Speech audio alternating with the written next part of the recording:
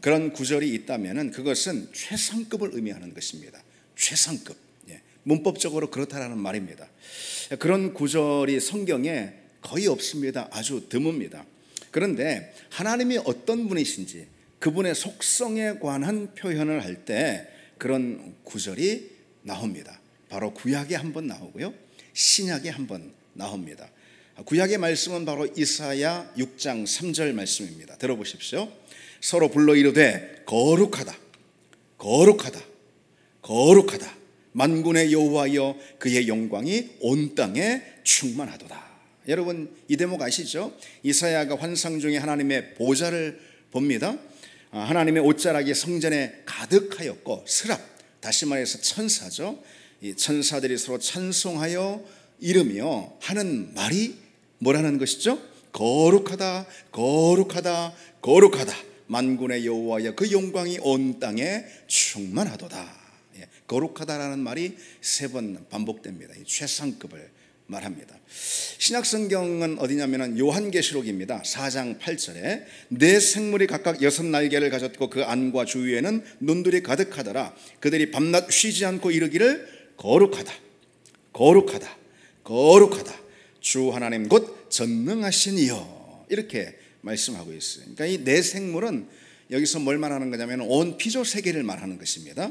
그러니까 모든 피조 세계의 이 존재들이 하나님을 찬양하며 하는 말이 거룩하다, 거룩하다, 거룩하다 주 하나님. 이렇게요. 거룩하다라는 말이 3번 반복이 됩니다. 그래서 이것을 이제 삼성송이라 그럽니다.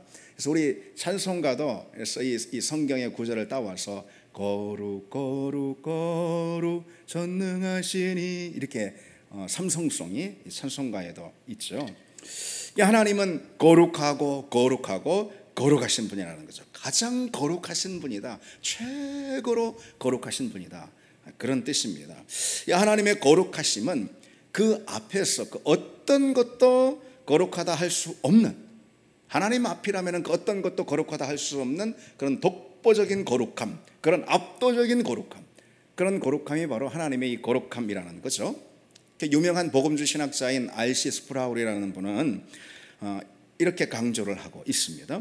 성경은 하나님을 거룩하고 거룩하고 거룩하시다고 말한다.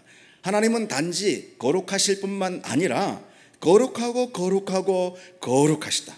성경은 하나님에 대해서 사랑이고 사랑이고 사랑이시다 라거나 의롭고 의로우며 의로우시다 라고 말하는 구절이 없다. 오직 거룩하고 거룩하고 거룩하다 라고만 말한다. 맞습니다. R.C. 스프라울이라는 성경학자가 성경을 정확하게 우리에게 가르쳐주고 있습니다. 하나님이 아무리 사랑의 하나님이라 하더라도 성경 어느 대목도 하나님을 향해서 사랑하시고 사랑하시고 사랑하시는 하나님 이런 표현은 없습니다. 하나님이 아무리 공의로운 분이라 하더라도 그 하나님을 가리켜서 성경의 어느 대목도 의롭고 의롭고 의로우신 분이다 이렇게 말하는 대목이 없다는 거죠. 그러나 성경은 하나님의 거룩하심에 대해서만큼은 최상급의 표현을 써서 그분은 거룩하시고 거룩하시고 거룩하신 분이다 이렇게 가르쳐주고 있습니다. 거룩이라는 것은 히브리어로 카도시라는 그런 단어입니다. 카도시. 이 말은 구별하다 아니면은 따로 떼어놓다 그런 뜻입니다. 구별하다, 분리하다, 따로 떼어놓다, 성별하다. 하나님은 세상과 구별되신 분이다 그런 뜻입니다. 우리와는 다른 분이다 이런 말씀이죠. 여러분 그렇기 때문에 하나님은 당신의 백성들에게 늘 세상과 구별된 그런 존재가 되도록 우리에게 요청하고 계시는 거죠. 그래서 여러분 이 사실을 우리가 아는 게 참 중요합니다. 신앙생활의 제일 중요한 대목이 바로 이 사실이에요. 우리가 누릴 행복은 세상과 다른 행복이라는 거예요. 하나님은 거룩하신 분이고 그분의 백성들을 향해서 거룩을 요청하시는 분이에요. 거룩이 뭐라고 그랬죠? 따로 떼어내다, 구별하다, 분리하다, 성별하다. 이게 거룩입니다.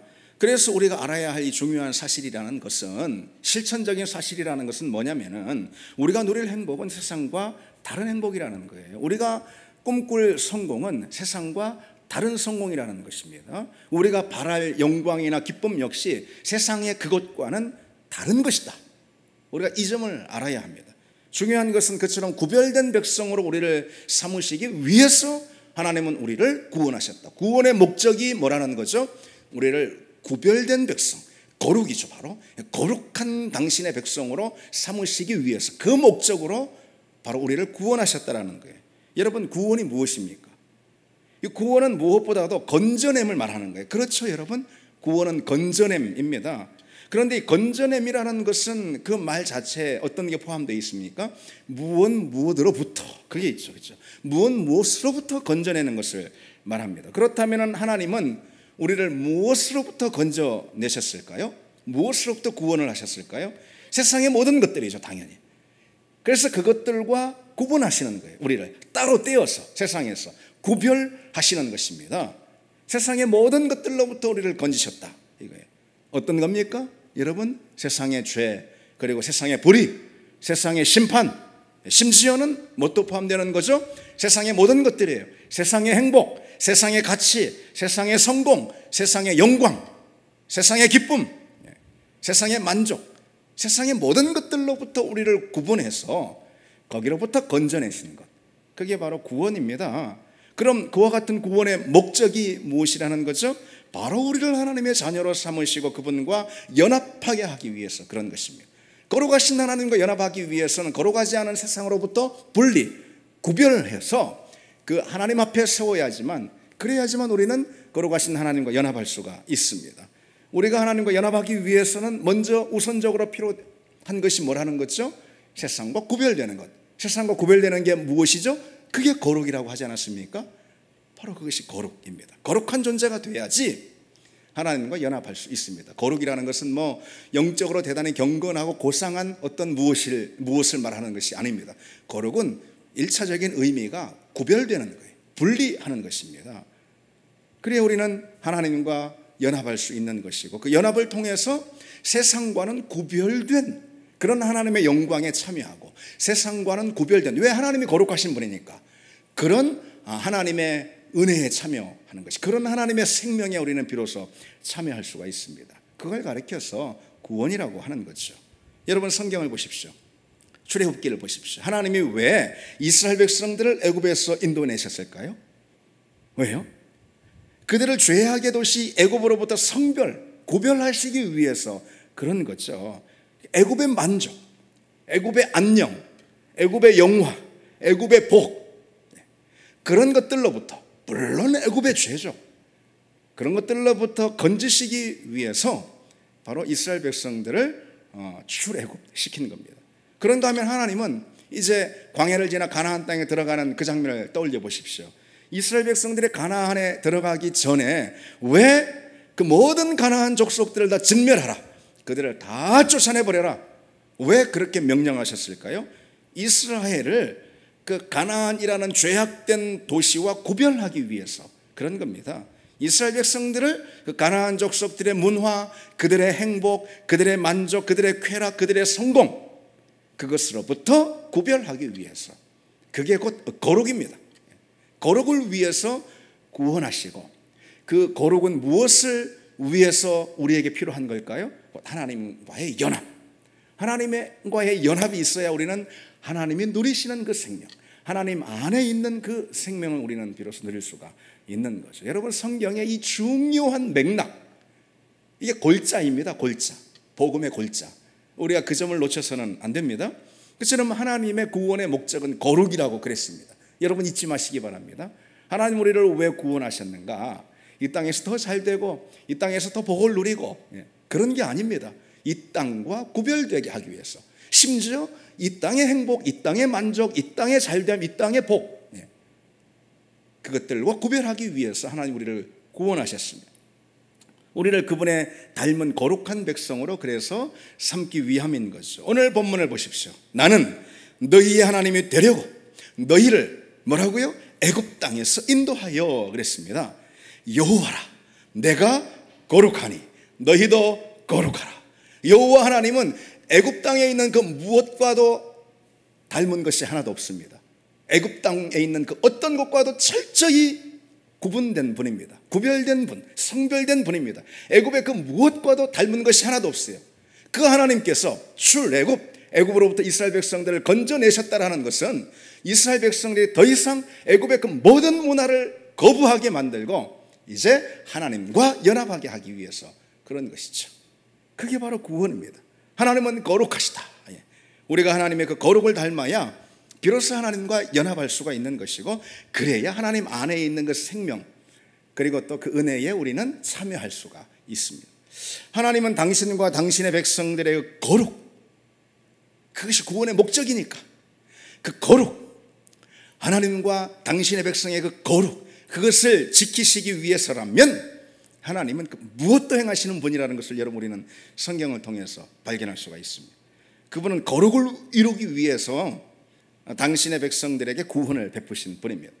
한편 거룩을 지키기 위해서, 그 백성의 거룩을 지키기 위해서 오염된 세상을 가차없이 심판하는 분이기도 합니다. 여러분, 가나안의 정복전쟁에서 공포가 된 이 엄중한 하나님의 명령이 여러분 무엇인 줄 아시죠? 무엇입니까?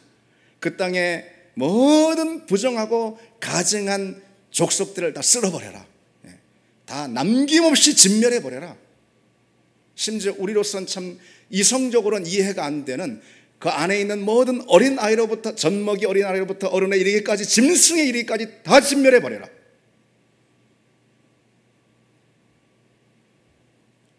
왜 그랬을까요?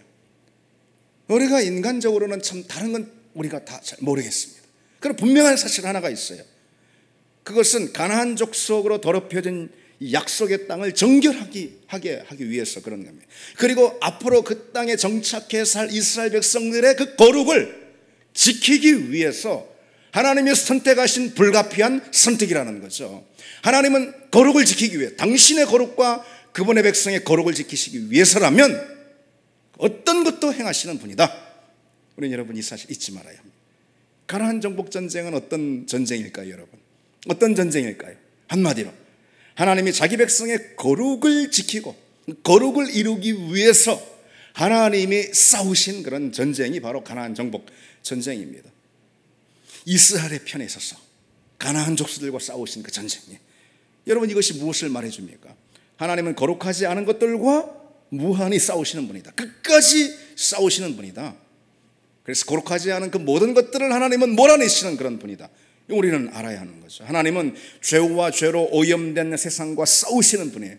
그리고 그것을 결국은 성취하시는 그런 분입니다. 그처럼 하나님의 관심이 어디에 있다라는 것을 지금 여러분 강조하고 있는 것입니까? 하나님의 관심은 오로지 거룩에 있다. 아멘. 하나님의 관심은 오로지 그 백성의 거룩에 있다. 여러분, 광야의 이스라엘 백성들을 한번 떠올려 보십시오. 여러분들을 바로 그 역사적인 그 장면 가운데 세워 보십시오. 여러분들이 그 역사적인 그런 역사 한복판에 들어가 있다고 한번 상상해 보십시오. 그들은 여러분 행복해지고 싶었어요. 자유를 누리고 싶어 했고요. 그리고 그들은 만족하며 성공하며 살고 싶었습니다. 마치 애굽 사람들처럼. 이들은 애굽의 종, 노예로 살았잖아요. 그런데 이제 추울 애굽 홍해를 건너서, 그래서 이제는 애굽의 그 사나운 폭정도 이제는 사라지게 되었고, 매일같이 뼈 빠지게 했던 그런 고된 노동으로부터도 이제 벗어나게 되었습니다. 그게 지금 이제 광야로 나온 이스라엘 백성들 아니에요? 그러니 이제는 정말로 뭐만 남았어요? 행복해지고 싶었어요. 자유롭게 살고 싶었어요. 만족하며 행복하며. 그게 바로 그들이 그리고 있었던 그 가나안 땅에서의 그런 삶의 모습입니다. 이들의 꿈이 바로 그거였습니다. 이들은 얼른 가나안 땅에 들어가서 그런 꿈을 이루고 싶어 했습니다. 아마 여러분이 그 자리에 있었다면 그 시대에 우리도 역시 마찬가지지 않았을까 생각합니다. 그러나 하나님께서 그들을 가나안 땅으로 부르신 목적은 뭡니까? 그와 같은 행복이 아니라, 만족이 아니라 거룩이었습니다. 거룩. 그들을 거룩한 백성으로 구별시키기 위해서 이끄신 목적지가 곧 가나안 땅이었어요. 그들이 바라는 바와 같은 그런 행복이나 만족이나 잘 사는 것, 세상적으로 복되게 사는 그런 거라면은 뭐하러 출애굽을 하겠습니까? 그때 당시 애굽이 제일 살기 좋았는데, 애굽이 제일 부유한 땅이었는데 뭐하러 그 척박한 가나안 땅으로 옮겼겠습니까? 하나님의 목적은 세상적으로 잘 되고 잘 살고 행복한 그것이 아니고 바로 거룩이었다라는 거죠. 그러기에 가나안 땅은 행복하게 사는 곳이라기보다도 어떤 곳이죠? 거룩하게 사는 곳입니다. 우리 성도의 부르심이 딱 그와 같다라는 것이죠. 딱 그와 같습니다. 사도 베드로는 오직 너희를 부르신 이가 너희를 부르신 거룩한 이처럼 너희도 모든 행실에 거룩한 자가 되라. 기록되었으니 내가 거룩하니 너희도 거룩할지어다 하셨느니라. 그랬어요. 성도는 거룩한 삶으로 초대받은 그런 존재입니다. 성도, 세인트라고 되어 있어요. 영어로는 성도 그 자체가 뭡니까? 거룩한 무리. 우리는 정말 자신감 넘치게도 서로를 향해서 성도라고 불러줍니다. 얼마나 참 자신감 있는 그런 호칭인지 그렇습니다. 거룩한 무리. 우리는 성도로 부름을 받았어요. 행복한 사람으로 부름받은 게 아니고 잘 되는 나로 부름받은 게 아니고 복받는 사람으로 부름받은 게 아니고 세상적인 복이죠. 숟가락에 써있는 그런 복, 그런 거 말이죠. 그런 게 아니라 무엇보다 거룩한 백성으로 부름을 받았습니다. 그게 우리의 가장 우성적인 정체성이라는 거죠. 우리 예수 믿고도 신앙생활 하고 한참 됐는데도 기도하면서도 그렇게 열심히 신앙생활하면서도 헌신하면서도 우리는 끊임없이 이런 헌신을 통해서 이런 예배와 또 이런 기도를 디딤돌 삼아서 내가 원하는 뭔가 그런 꿈, 그런 잘 되는 것, 행복한 나, 그런 것만 우리는 무수히 그리는 경우가 참 많습니다. 마치 가나안 땅을 향해 가던 광야에 있었던 이스라엘 백성들처럼 말이죠. 그러나 마치 동상이몽처럼 말이죠. 하나님은 우리를 향해서 끊임없이 거룩한 사람으로 부르시고 또 그런 사람으로 빚어내시길 원하시고 우리 신앙생활을 바로 그 길로 인도하십니다. 우리가 거룩한 사람이 되도록 하기 위해서는 하나님은 심지어 우리에게 고난도 허락하시는 그런 분입니다. 어려움도 허락하시는 그런 분이라는 거죠. 그 길이 거룩한 사람을 빚어내는 그런 과정이라면은 하나님은 그조차도 허용하시는 그런 분입니다. 그처럼 하나님의 시선과 목적은 오로지 우리의 거룩에 있습니다. 사도 바울도 이렇게 가르치고 있죠. 너희는 너희가 하나님의 성전에 있는 것과 하나님의 성령이 너희 안에 계시는 것을 알지 못하느냐. 누구든지 하나님의 성전을 더럽히면 하나님이 그 사람을 멸하시리라. 하나님의 성전은 거룩하니 너희도 그러하니라. 우리는 성령입니다. 하나님의 영이 곧 거룩한 영이에요. 그분의 처소, 그분이 거하시는 집이라는 거죠. 그러니 우리는 매사에 거룩한 생각, 거룩한 처신, 거룩한 행위, 거룩한 행실을 가져야 하는 거죠. 구별된 행실입니다. 그것은 그렇지 않고 우리 몸으로 세상 사람들과 똑같은 그런 삶을 살고 있다면은 그건 하나님이 거하신 처소인 성전을 더럽히는 행위이고, 고린도전서 3장에 뭐라고 말씀하고 있었죠? 그런 사람을 멸하시리라. 너무너무 무서운 말씀 아닙니까? 너무 무서운 말씀. 그런 사람을 멸하시리라. 하나님의 관심, 성경의 관심은 우리가 거룩한 삶을 사느냐 거기에 있죠. 그 말씀을 쫓아서 초대교회 성도들은요, 그 어떤 관심보다도 이 거룩에 그들의 관심에 초점을 뒀습니다. 그래서 기도할 때도 다른 게 아니에요. 서로의 거룩을 위해서 기도했습니다. 그 사람이 병 낫기를 위해서, 물론 뭐 그럴 수도 있죠, 당연히. 그 사람이 잘 되게 하기, 그 사람의 문제가 해결되게 하기 위해서, 그 사람이 취업하게 하기 위해서, 밥 먹고 살게 하기 위해서, 자녀들이 잘 되게 하기 위해서, 물론 그렇게 기도했겠지만은 그 어떤 기도보다도 서로의 거룩을 위해서 기도했습니다. 여러분, 제가 여러분들에게 간곡하게 기도의 부탁을 드립니다. 여러분의 목사의 거룩을 위해서 기도해 주시기 바랍니다. 늘 기도해 주시기 바랍니다. 아멘. 능력 있는 목사는 떠나도 좋습니다. 그리고 말씀 잘 전하는 목사, 심지어 착한 목사, 그런 목사가 우리에게 필요한 것이 아닙니다. 다만 거룩한 목사가 필요한 것입니다. 또 우리 역시 거룩한 성도가 되어야 합니다. 바울은 어떻게 기도하고 있냐면, 평강의 하나님이 친히 너희를 온전히 거룩하게 하시고 또 너희의 온 영과 혼과 몸이 우리 주 예수 그리스도께서 강림하실 때 흠없이 보존되기를 원하노라. 이렇게 기도했다라네. 거룩을 위해서 이들은 기도했습니다. 그렇다면 여러분, 이 거룩이 무엇일까? 좀 구체적으로 우리가 삶에 적용하는 그런 내용을 좀 알아봐야 할 것 같습니다. 이 거룩한 삶은 정확히 어떤 삶을 의미하는 것일까? 아까도 이제 말씀을 드렸듯이 한마디로 구별된 삶이라고 그랬잖아요. 거룩한 삶은 구별시킨다라는 것은 무슨 뜻일까요? 세상과 다르다 이것입니다. 그래서 성도로서의 거룩한 삶은 세상과는 다른 그런 구별된 삶을 의미하는 것이죠. 우리가 그리스도인이 되었을 때 뭔가 달라도 세상과 다른 그런 우리의 생각, 삶의 태도, 그런 행위들이 우리에게 따라야 한다는 겁니다. 중요한 것은 그처럼 거룩, 다시 말해서 구별된 삶이 실천되는 그곳에서 하나님은 다만 영광을 받으시는 분이고, 우리가 오늘도 하나님을 송축한다 찬양했잖아요. 근데 우리가 거룩하지 않은 우리의 삶의 모습으로 아무리 입술로 송축한다 해도 하나님의 송축 받으시겠습니까? 우리가 다만 거룩할 때 그 거룩을 이루는 그 삶의 자리에서 하나님은 비로소 영광을 받으시는 그런 분이고, 복음은 비로소 전진할 수가 있는 법이고, 그리고 하나님의 교회는 세상에서 당당하고 그리고 또 강할 수가 있습니다. 그렇다면 여러분, 특별히 우리가 실천해야 될 거룩의 자리가 무엇일까? 좀 이 시간 간단하게 몇 가지로 좀 적용하는 그런 시간을 갖겠습니다. 여러분 마음에 잘 새기시고 그것을 실천의 덕목으로 한번 삼으시기 바랍니다. 첫 번째로, 여러분 다 아시는 내용입니다. 물질의 자리에서 우리는 세상과 달라야 합니다. 다시 말해 거룩을 보여야 합니다. 마태복음 6장에 주님께서 이 말씀하시죠. 너희를 위하여 보물을 땅에 쌓아두지 말라, 오직 너희를 위하여 보물을 하늘에 쌓아두라. 이 세상과는 다른 거예요. 세상 사람들은 자꾸 땅에 쌓아두고 자기를 위해서 물질을 씁니다. 그런데 그것과 다르게, 다시 말해서 거룩한 그런 물질의 사용, 그건 뭐죠? 하늘의 보물을 쌓아두는 것입니다. 구별된 그 나라 백성이라면은 재물에 대한 생각 또는 돈의 사용이 그처럼 세상 사람들과는 다르다라는 거예요. 마틴 루터, 종교개혁자 마틴 루터는 그리스도인이라면은 돈 지갑의 회심부터 있어야 한다라고 그랬습니다. 우리가 가진 돈이 쓰이는 자리가 세상 사람들의 그것과는 달라야 한다 이거죠. 똑같다면은 우리는 결코 구별된 그런 거룩한 사람이 아닙니다.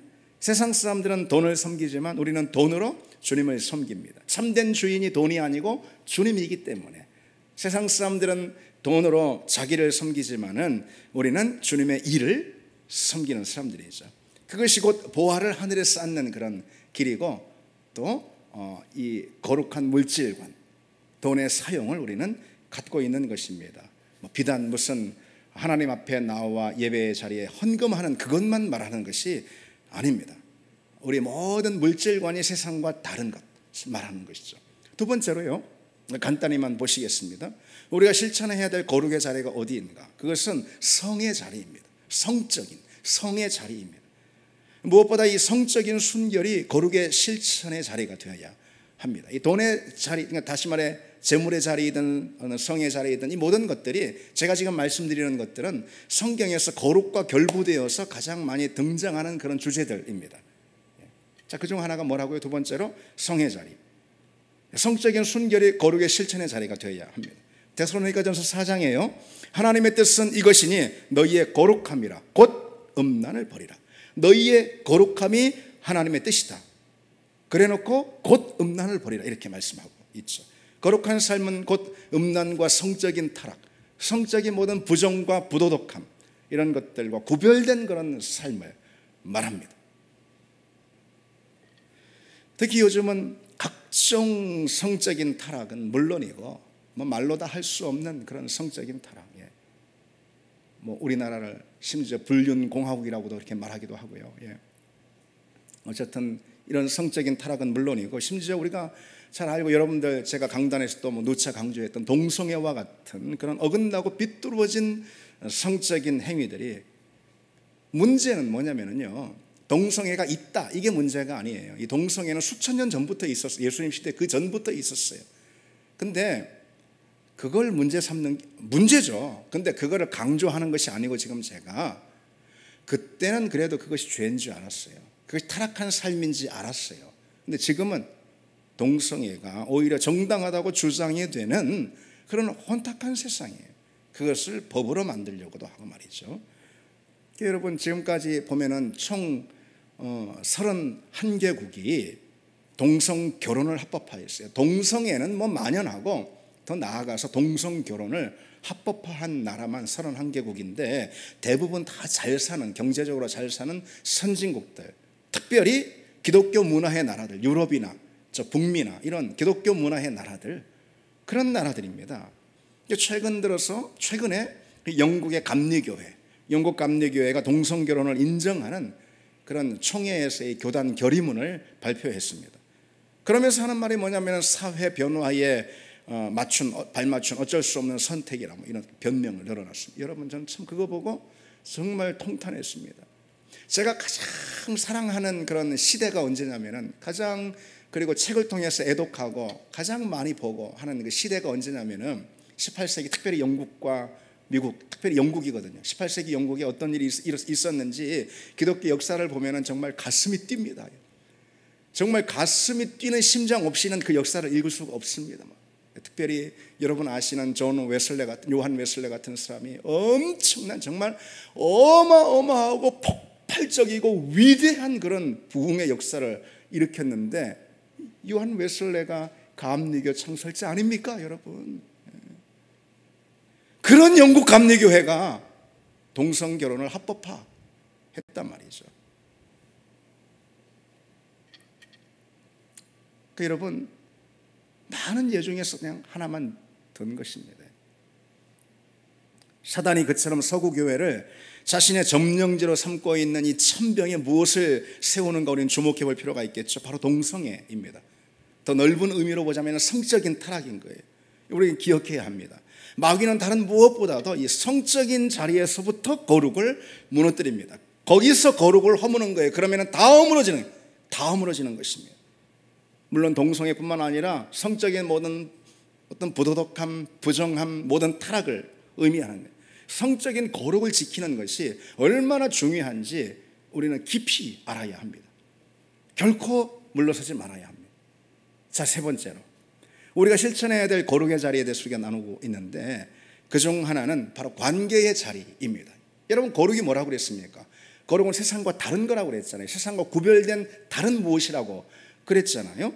우리는 사람들과의 관계 속에서 세상 사람들이 실천하지 못하는 세상과는 다른 그런 이 관계의 자리에서의 삶을 실천해야 합니다. 다시 말해서 사랑 또는 용서, 용납, 섬김, 희생, 세상 사람들과는 다른 그 무엇을 우리는 이 관계의 자리에서 실천해야 한다는 것이죠. 그것이 곧 성도의 거룩한 삶을 말하는 겁니다.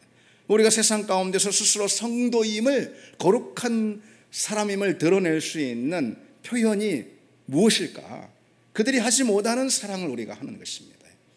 그들과는 다른 용납과 용서와 섬김을 베푸는 것입니다. 우리가 만나는 모든 관계 가운데 세상과는 다른 가치를 우리가 보여주는 거예요. 그것이 곧 거룩입니다.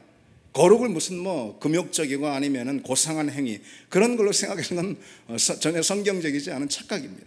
우리가 만나는 모든 관계 가운데 특별히 세상과는 다른 사랑의 능력을 보여주고, 거기서 용서의 능력을 보여주고, 긍휼과 희생의 능력을 보여줄 때 이 거룩이라는 것은 가장 능력 있게 표현이 된다는 우리는 기억해야 합니다. 우리가 실천해야 될 거룩의 자리가 어디라고요? 바로 이 관계의 자리입니다. 마지막 하나만 더 좀 생각해 보겠습니다. 우리가 실천해야 될 거룩의 자리가 어디인가? 예배의 자리입니다.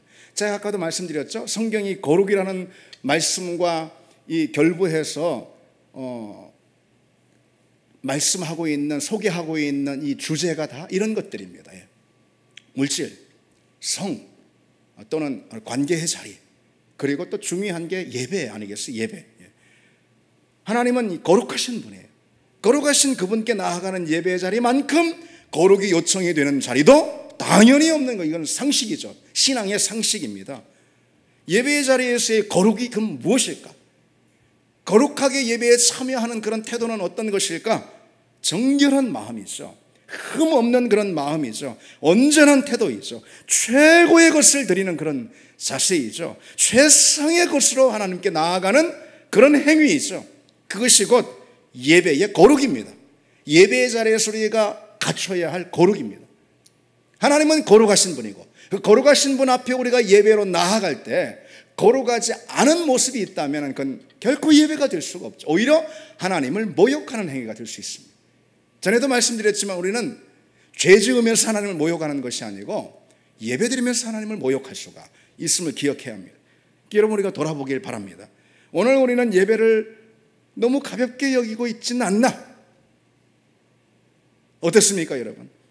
아무렇게나 마치 편하게 TV를 보는 것처럼 와서, 잡담을 하는 것처럼 와서, 마실 가는 것처럼 가서 예배에 참여하고 있는 그런 우리의 태도는 없는가?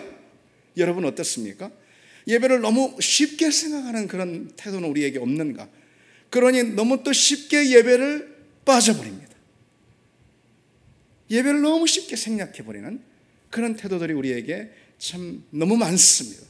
우리 믿음의 선배들은 여러분도 아시듯이 그 많은 박해 중에서도 예배를 빠지지 않았고요, 전쟁통에 폭탄이 터지는 그 자리에서도 예배를 빠지지 않았습니다. 진짜로 그랬습니다, 여러분이. 예배는 하나님과의 약속이기 때문입니다. 예배는 하나님과의 약속인 거예요. 예.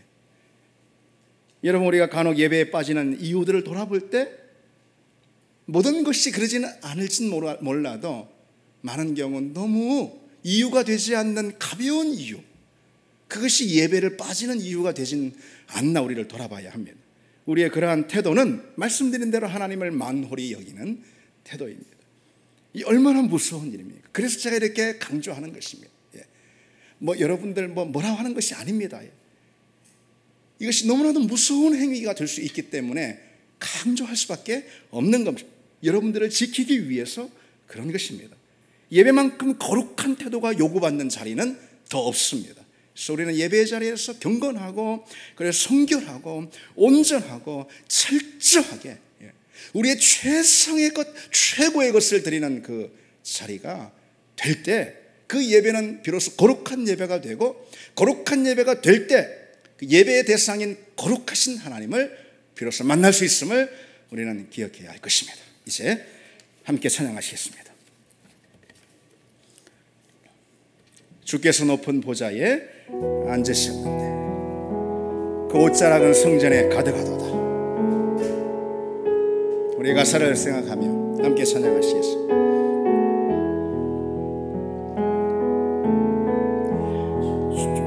주께서 높은 보좌에